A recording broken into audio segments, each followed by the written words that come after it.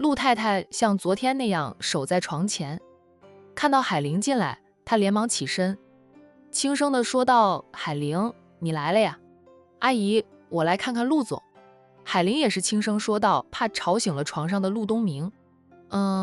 她把花束递给陆太太，陆太太接过来，把花束放在儿子的身侧，等儿子醒来就能看到海玲送过来的花束，肯定能让儿子心情好转，有信心治好双腿的。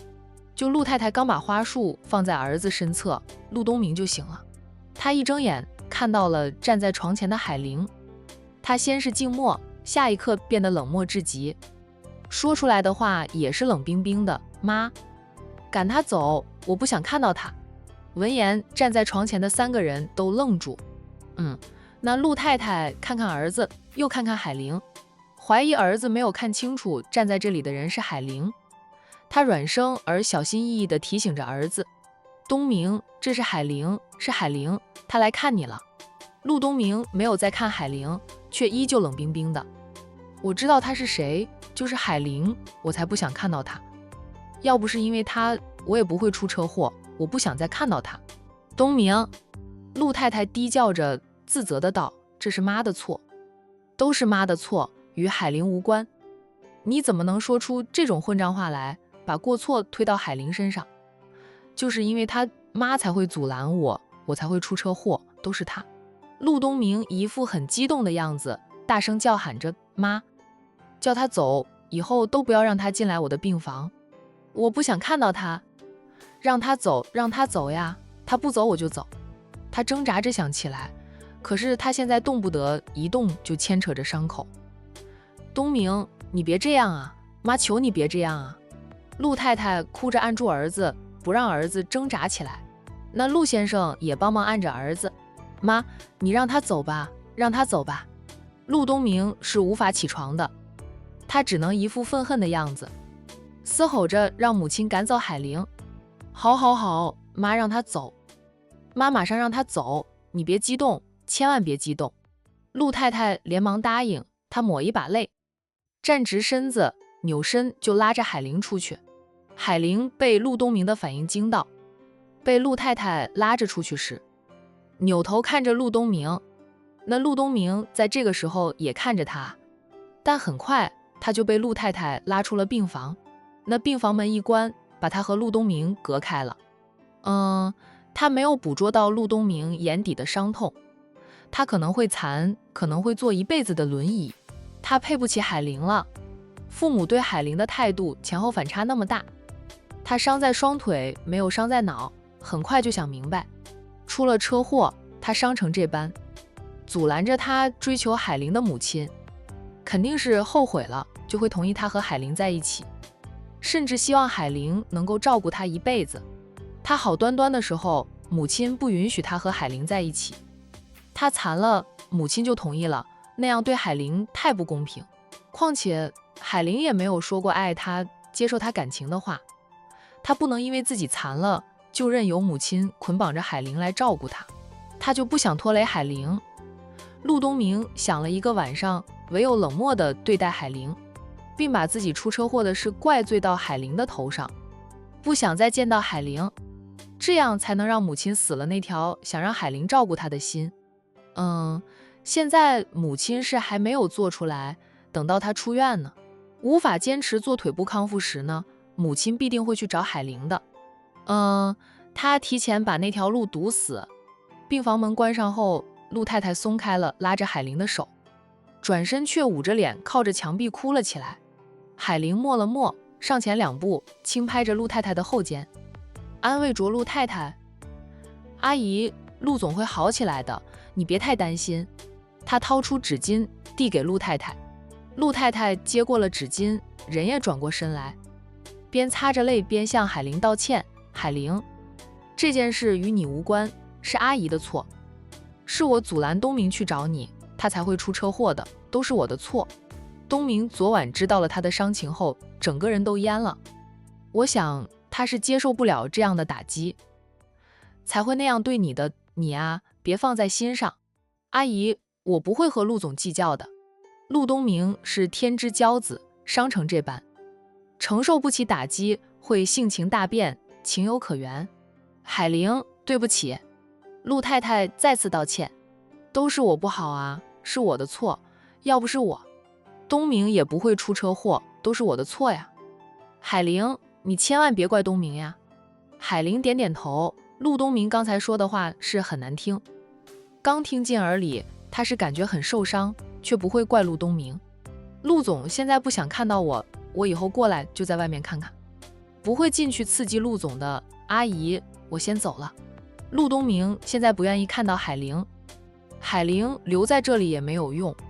那若是让陆东明知道他还没有走，说不定又情绪激动。陆太太哽咽着道：过几天，等东明情绪平稳了点儿，你再来看看他，我会让他向你道歉的。海玲点点头，就他在陆太太的泪目下默默地离开。好一会儿，陆太太抹去了泪水平复了心情，才回到病房里。看到丈夫想数落儿子，面对着儿子苍白的脸，又数落不出口的样子，陆太太在心里叹气。都是他的错呀。陆太太慢慢地走回到病床前坐下，看着神情冷漠的儿子，半晌，她轻轻地说道：海玲走了啦。陆东明的表情没什么变化，声音还像刚才那样冷冰冰的：妈，以后都不要让他出现在我的面前。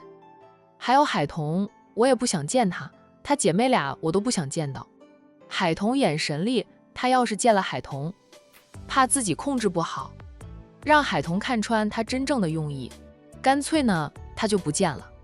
东明，这件事真不怪海玲，都是妈的错。你要怪要恨就恨妈吧，是妈造成你出车祸的。陆东明蛮横无理地道：我不管，总之我以后都不想看到海玲。好，你不想见她就不见。东明，你别激动，好好养伤。陆太太现在最怕的就是儿子不配合后续的治疗，真治不好，儿子就要坐一辈子的轮椅了。现在不管儿子说什么，她都会答应的。不见海玲就不见吧，只是陆太太心里极不是滋味。之前她极力阻拦着儿子见海玲，现在她任由两个人相见，儿子却不想再看到海玲。那海玲从医院离开后，回到自己的早餐店。老板，你回来了。两名店员看到海玲回来，跟她打招呼，然后看着她欲言又止的。海玲心不在焉的，没有留意到这一点。店里生意也忙，两名店员暂时先做事了。想着一会儿再和老板说说吧。不过看老板那副心不在焉的样子应该是知道了热搜的是吧？老板的妹妹又是首富家的大少奶奶，消息来源比他们快得多了。海玲在收银台前坐下，脑海里还在回荡着陆东明说的话。他发生了车祸，他也担心他，但是他却把锅错怪到他的头上。是他叫他来找他吗？不是他叫的呀。姐，听到熟悉的叫喊声。海玲抬头看，见到妹妹在自己的面前坐下了，他就心不在焉的都没有留意到妹妹来了。彤彤，你不用回店里，小军在那里，我等会儿和小飞去一趟我们的公司。小军怀着身孕不宜来回奔跑，他就留在书店里看店。苏南不想让沈小军上班的，但是沈小军说他若是连书店都不让他回，他就跟着海童呢来回跑菜场的生意。那苏南只得同意他每天回到书店里看店，守着书店也不累，需要搬货的时候有保镖呢。小飞还没有来。海玲看了看妹妹的身后，没有看到表妹，问了句：我刚刚打电话给他，他还没有起床呢，我就跟他说在姐这里等他。海童看着姐姐眼底的黑眼圈，关心地问：姐昨晚没有睡好，今早那么早就出门了呀？他和战印起来的时候，姐姐都不在家里了。问了管家，管家说姐姐早早就出了门。海童猜测姐姐是去了医院看望陆东明。虽说姐姐不爱陆东明，但认识了将近1年，陆东明也帮过很多忙，姐姐把陆东明当成朋友的。是有点失眠了，睡不着就起来。我去医院看望了陆总。陆总他觉得是因为我他才会出车祸，让我走，跟陆太太说，以后都不要让我出现在他的面前。海玲低低地说道，这是我的错吗？被喜欢也是错误。姐，海童伸手握住了姐姐的手，温声说道，姐，你别胡思乱想，陆总是知道了他的伤势实情，一时难以接受才会这样的。他就不仅是不想见姐，也不想见我。我和战印也去看他了，他不仅不见我，也不让战印进病房，他通知了他家的保镖过来，在病房门口守着了他不想见的人，根本就进不了他的病房。海玲有点错愕，他说陆总连战印都不见了吗？海童点点头，说道，他可能是觉得我们会同情他，他不想要我们的同情，我们不是同情呀，是关心他。出了这样的事，陆总又是天之骄子，知道了伤情，担心自己会因此就残了，要坐一辈子的轮椅会接受不了，认为我们所有人都是同情他。钻这样的牛角尖，我能理解的。海玲叹了口气，陆总对我说的话，我想他也是如此吧。陆东明说的那些伤人心的话，都不是他真心话。海玲当时听到是很受伤，现在静下心来想了想后，认为那不是陆东明的真心话。姐，你能这样想，我也放心了。陆总对你说什么，态度再恶劣，都不是真心的，你别放在心上。海童去了一趟医院，陆先生就什么都跟夫妻俩说了。他感觉这不是陆东明的真心话，陆东明只是担心自己残了，要坐一辈子的轮椅，不想大家同情他。海玲默了默后说道，希望陆总不要自暴自弃，出院后能够坚持做复健，早点康复。会的。海童看着姐姐，还有话想和姐说。陆总出车祸的事上了管城热搜，那些人胡乱猜测，把姐姐也牵扯进去了。海玲愣了愣后，掏出手机，打开了本地的新闻，看到陆氏集团当家总裁出车祸是上了热搜，名次并不靠前。那他点开来看，战印让人把热搜的名次压下去了，很快就会撤出热搜了。海玲看过后说道，我倒是无所谓，就怕这件事会影响到陆氏集团。陆氏集团是陆东明的个人产业，他在公司里一言堂，不像陆氏企业那样是家族事业，就算当家人出了什么事，也有其他人接管公司。陆东明出事了，他公司里是有其他高层管理打理着公司，若是时间长了，还是容易人心不稳，也担心有人起了歪心，趁陆东明不能回公司，做出对不起公司的事。这个倒是不用担心，有战印盯着呢。而且陆家也安排了陆二少爷先去帮陆总稳住公司。陆大少爷是陆氏企业的当家人，他忙难以再分心去帮四弟接管公司，那只能先安排陆二少爷过去，至少有个陆家人坐镇，还有战氏集团盯着，陆氏集团不会出事的。姐，媒体的胡乱猜测啊，你千万别放在心上，不要自责，觉得是你的责任。海童就怕姐姐会那样想，彤彤不用担心姐，姐不会认为这是姐的过错。海童看姐姐不像是应付她，又放下心来。陆总那里的消息，有好消息时我会转告给姐的。海玲点点头，希望陆总早点康复出院。彤彤，你忙的话去忙吧，姐帮忙收拾一下吧，这很快又下班了。海玲起身绕出了收银台，准备忙她的去。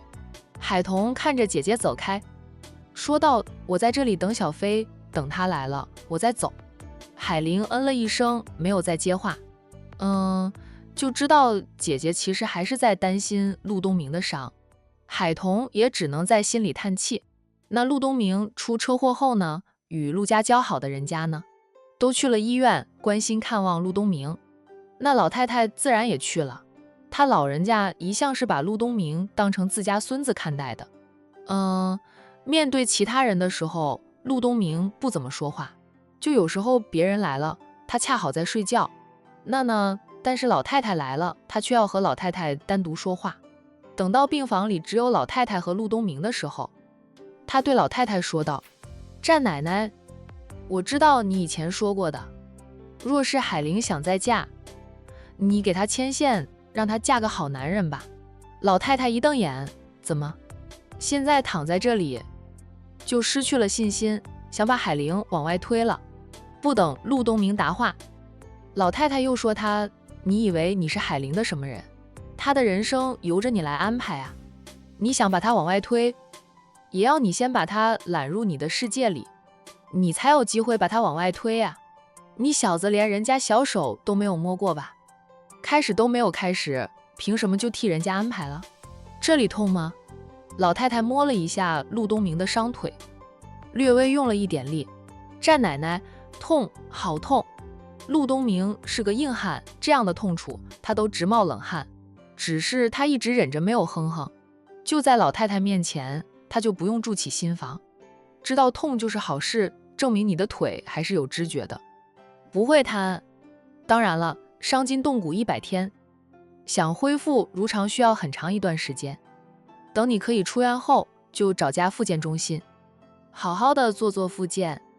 战奶奶相信你总有一天又能像以前那样健步如飞的。陆东明难过地道：战奶奶，我怕我一辈子都需要坐轮椅，现在医生都不敢一口咬定你一辈子都要坐轮椅呢。你小子是不是担心自己残了，会拖累海玲，所以不想见海玲？连阿印都被你拒之门外了，还说那些混账的话，你本来就没有追到海玲，说了那些混账话让海玲难受，是真打算就此放弃？我一直都在帮我家那几个不孝孙物色媳妇人选，在物色的过程中，倒也觉得几个年轻人挺好的。我若是有孙女儿，都要撮合我孙女儿和其中一人呢。你要是觉得你真能就此放弃的话，那我就安排给海玲了。其中有个男人也是离了婚的，没有孩子，他离婚是因为在创业的时候太忙，没有时间陪伴妻子，导致妻子出轨，最终离婚的。现在他生意稳定了，也有点时间谈谈情说说爱。我觉得他挺适合海玲的，他同样离过婚，也不用担心他嫌弃海玲离过婚。听着老太太的话，陆东明的脸色白得像纸，他死死地咬着下唇不说话。老太太一看他这副样子，就知道他是放不下海玲的，只是现在受了伤，担心自己要坐一辈子的轮椅，就才会说出决绝的话，想把海玲推开。真是个傻瓜，他都还没有把海玲揽入他的臂弯里，哪有机会把海玲推开，更没有资格替海玲安排未来的人生。半晌，陆东明艰难的道：战奶奶，那个人多大年纪了？海玲虽说离过婚，也有个孩子，但她还年轻，才30出头，对方若是年纪太大了，不适合海玲的呀。那个老总呀，比你年纪大一点，比海玲好像是大上10岁，还是一轮吧，年纪大点会疼人吗？陆东明急赤着脸：战奶奶，他这太老了点儿，着急了，担心了。既然放不下，就不要想其他，好好的养伤，好好的治你的双腿。东明，战奶奶相信你能好起来的，只要你不自暴自弃。陆东明不说话，他现在都不知道自己出院后能否熬得住复健的痛苦。好好休息啊，战奶奶不打扰你了。陆东明精神状态还很差，老太太就不忍心再打扰他休息，起身看着他片刻，叹口气后便走出了病房。周家，叶佳妮躺在沙发上，手里拿着手机在看，脸上的神情是愉悦的。这个时候屋门开了，哇，是周母回来了，这还有周红英。那看到周红英这个大姑姐，叶佳妮就没有好脸色，没见过那么无耻不要脸的人。周红英也不给叶佳妮好脸色。虽说叶佳妮和周红林搬回到婚房里居住了，装修当然全都换过了。原先的装修被海玲带人来砸了吗？不租房住了，也不得安宁。周红英就没有一点自觉性的，把这里当成她第二个家一样，想来就来，想走就走，来的时候空着手来，走的时候打开冰箱，看到里面有什么就装什么走，简直不要脸。那叶佳妮为此跟周红英不知道吵了多少回，她以为她怀着身孕，婆家人会把她当成祖宗来供着，结果想多了，除了婆婆有点收敛，周红英没有半点的收敛。叶佳妮跟周红林抗议，她再被周红英气几次，她会流产的。要是没有了这个孩子，她就要重新进去，继续接受未完的法律惩治。佳妮，你别老是玩手机，对宝宝不好的。周母进屋看到儿媳妇躺在沙发上玩手机，忍不住说了句：“这个女人差点害死海玲母子。”偏偏在她进去后，却发现怀着她周家的孩子了。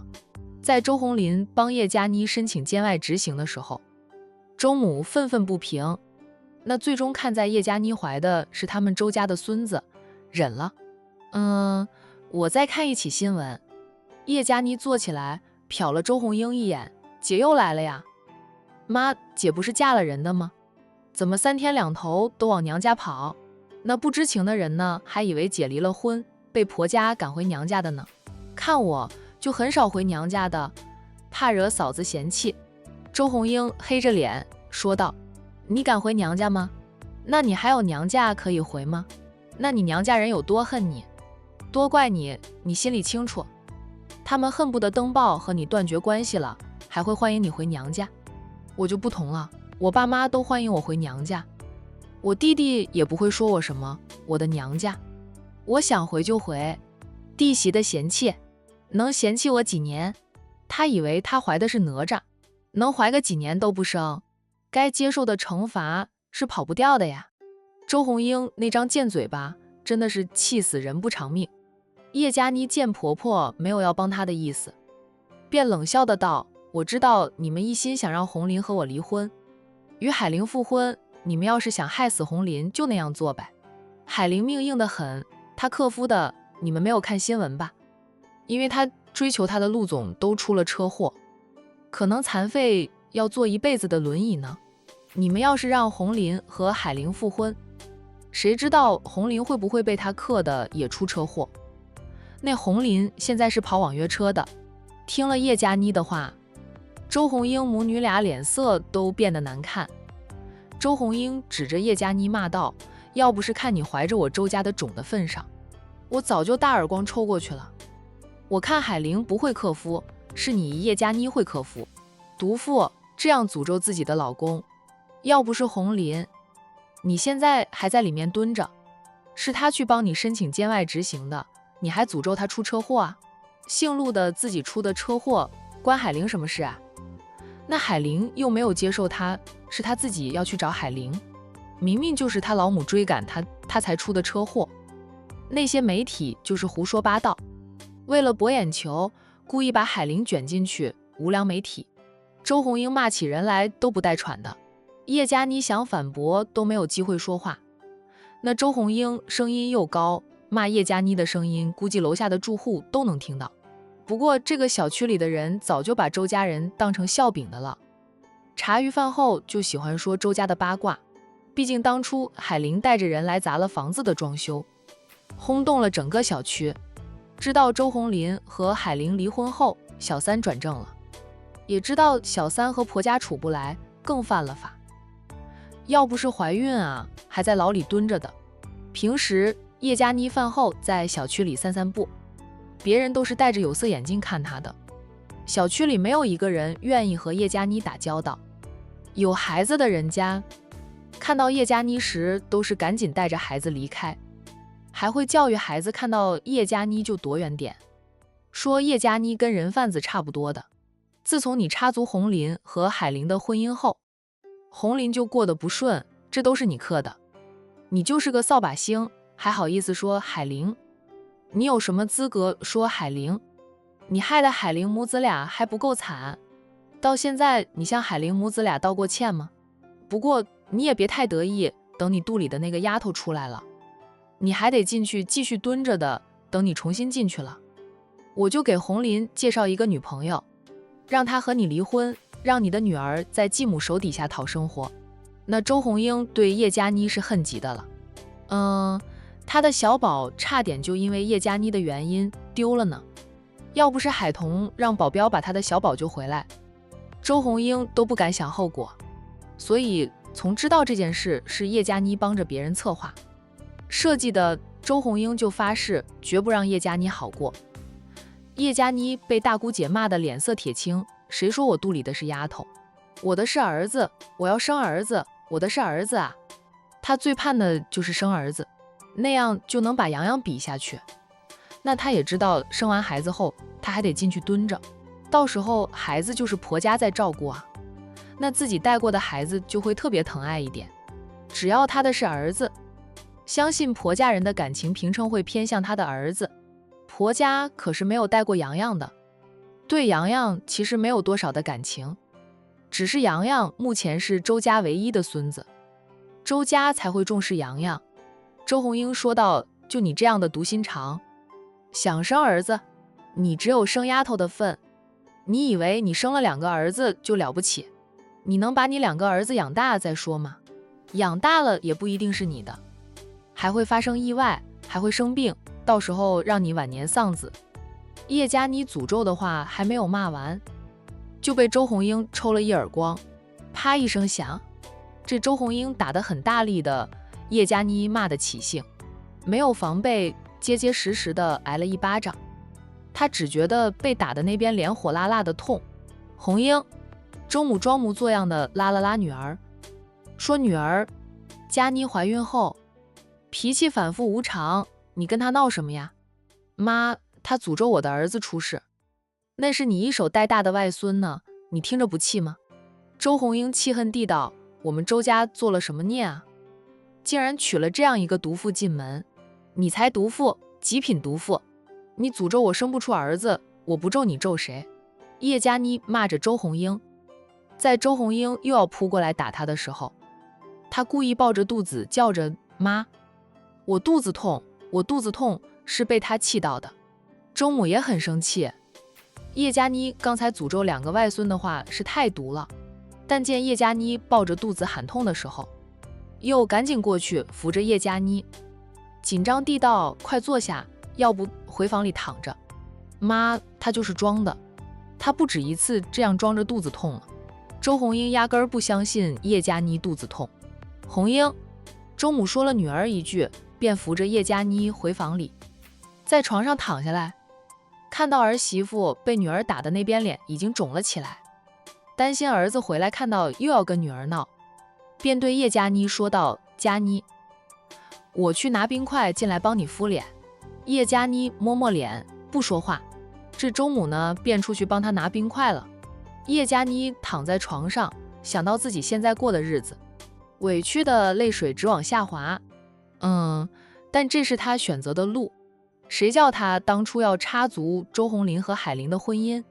现如今娘家不能回，在婆家待着又天天受委屈，有个极品大姑姐以及偏心的公婆，她都快崩溃了。要不是肚里有个孩子，叶佳妮都无法熬下去。这个孩子使她暂时免于坐牢，那叶佳妮呢，对孩子还是很保护的，生怕被周红英害了。猛地叶佳妮自床上坐了起来，她想上洗手间。周母在这个时候拿了冰块进来。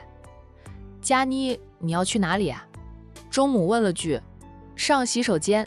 叶佳妮拿着手机进了洗手间。周母就便在床上坐下来等着她。叶佳妮在洗手间里给周红林发信息，向周红林告状，周红林现在刚接到单，要送一位乘客去机场，跟老婆说清楚后就不怎么回复叶佳妮了，得不到丈夫的回复。叶佳妮骂道：“没用的东西，我当初怎么会喜欢你这种男人？”她改而刷视频，就视频一刷就会上瘾。她在洗手间蹲了半个小时，蹲得久了，她腿麻，出来的时候不小心踢到了洗手间的门槛，那整个人就往前扑去。周母看到这一幕，本能的起身冲过去想扶住叶佳妮的，可惜慢了2步。哇！叶佳妮一个恶狗扑食，整个人跌爬在地上。佳妮，周母吓坏了，连忙扶起她。叶佳妮被扶起后，这周母就赶紧问她肚子痛不痛。叶佳妮摇了摇头，暂时不觉得肚子痛。周母放下心来，边说她边扶她回床上躺着。但没过多久，叶佳妮就变了脸色，抓住周母的手，害怕地道：“妈，我肚子痛。”闻言，周母马上冲外面叫喊：“红英，快打120急救电话，佳妮肚子痛。”周红英拿着一只苹果啃咬着，听到母亲的叫喊声，她晃了过来，倚靠在房门口，说道：“妈，她一天能叫800次肚子痛的，别信她，还打120呢，那就是浪费医疗资源，还是留给更有需要的人用吧。佳妮刚才摔了一跤啊！”周母厉声叫喊着：“快点打电话叫救护车！”周红英看到叶佳妮躺在床上很痛苦的样子，这才相信是真的，赶紧叫了救护车。下午4点的阳光懒洋洋的，任你时不像往常那样，中午就关了店门。今天一整天都敞开着店门。海玲陪着洋洋在店里看着动画片，2名店员已经下班，偶尔会有人进来想吃东西，海玲也会给客人做吃的。此刻店里没有客人，洋洋看动画片看得津津有味的，海玲则在一旁包着饺子。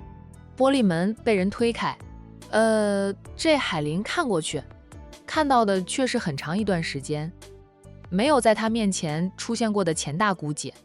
姑姑，洋洋看到周红英进来，叫了一声姑姑。周红英笑着走过去，抱了抱洋洋。洋洋在看动画片呀。洋洋点头啊。那周红英放下了侄子，把他买来的一袋水果递给海玲。海玲边接过那袋水果边说道：“周姐来就来，不用买东西的，我来看我侄儿，总要给我侄儿买点好吃的吧。”周红英等海玲放好水果，重新回到桌子前坐下包饺子了。她迫不及待地走过去坐下来，告诉海玲：“海玲，告诉你一个消息，姓叶的那个毒妇流产了。”海玲看向她：“叶佳妮流产了。叶佳妮怀孕已经满3个月，坐稳了胎，流产率没有前3个月那么高的了，怎么就流产了？”这被海玲这样看着，周红英忍不住说道：“海玲，你别这样看着我，不是我动的手脚。我虽然看她100个不顺眼，平时也会跟她吵架，但我也不会对着她的肚子下手。不管怎么样吧，那个孩子也是我弟的种，我就算忍不住动手，顶多就是给他一耳光而已。”周红英解释的道：“是他上洗手间，在洗手间玩手机，蹲得太久，腿麻了，出来的时候不小心踢到了门槛，摔跤导致的流产。这是他的原因啊，与我无关啊。其实也有点关系，要不是他针对着叶佳妮和叶佳妮吵架，还打了叶佳妮一巴掌，姓叶的也不会被母亲扶回房间，说不定就不会发生这样的事。当然呢，周红英抵死不承认这件事与他有关的，是叶佳妮心毒，说海林克夫还诅咒红林，更诅咒他2个儿子遭到了报应。叶佳妮肚里的是个男胎，流出来后，知道是个男胎，周母和叶佳妮就哭得死去活来的。周红英也就一时间难受，很快就不在乎了。谁叫叶佳妮嘴巴那么毒，诅咒她的2个儿子养不大，就算养大也会出意外什么的。这不，意外是发生了，发生在叶佳妮身上了。周红英坚信这就是报应。海玲，你都不知道那个姓叶的有多毒。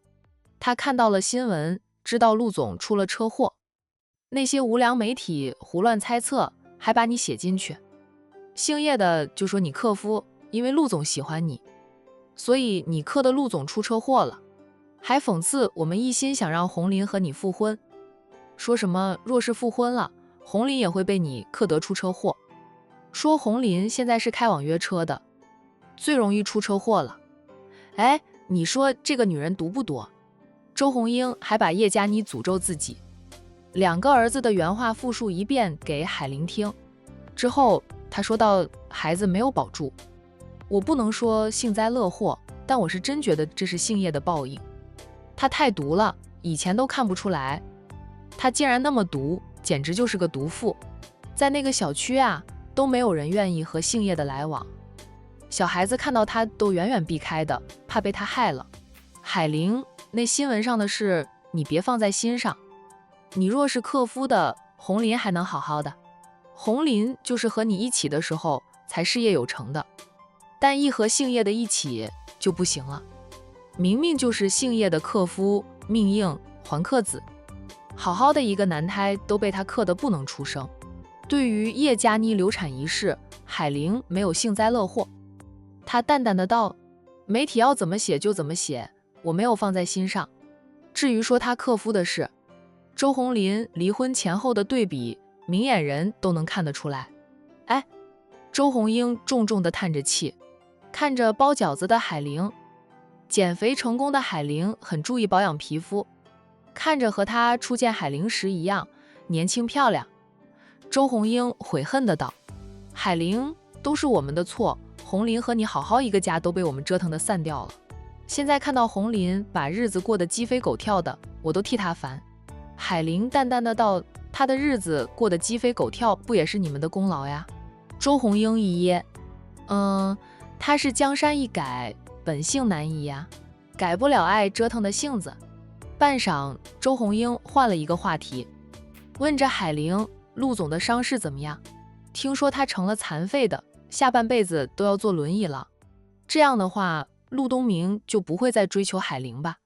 叶佳妮流产了，等她出了小月子，肯定就要回到牢里蹲着。到时候他们再让红林和叶佳妮离婚，然后重新追求海玲。撇开海玲背靠2大豪门这个来说，仅是海玲现在开着一家早餐店，生意还很好，就很有前途呀。小夫妻俩复婚后共同经营着早餐店吧，也不用红林天天出去开网约车了。就经历了太多，有了前后对比后，只要海玲和红林复婚，他们一家人都会惜福，不会再折腾的。海玲停止了包饺子，看着周红英问道：谁说陆总成了残废的？谁说他下辈子就要坐轮椅了？哎，陆总会好起来的，不要信别人的胡说八道。末了呢，他又补充一句：你也不要再想着让我和你弟复婚，我和他这辈子都不可能的了。他不吃回头草，